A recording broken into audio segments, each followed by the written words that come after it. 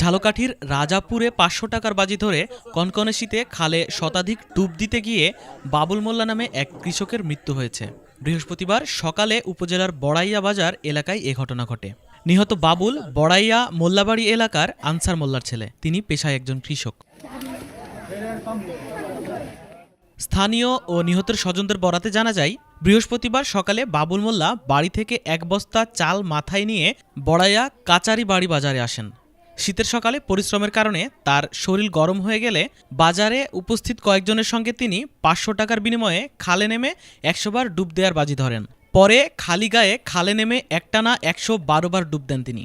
এ সময় খালের দুই পাশে থাকা লোকজনকে ভিডিও করতে নিষেধ করেন বাবুল মোল্লা।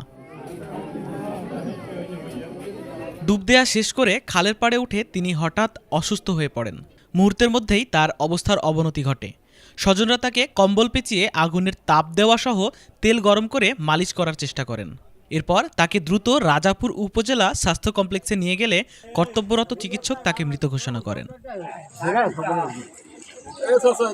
রাজাপুর থানার ভারপ্রাপ্ত কর্মকর্তা নজরুল ইসলাম জানান, খবর পেয়ে পুলিশ ঘটনাস্থল পরিদর্শন করেছে। এ ঘটনায় এখন পর্যন্ত নিহতের পরিবারের পক্ষ থেকে কোনো অভিযোগ পাওয়া যায়নি।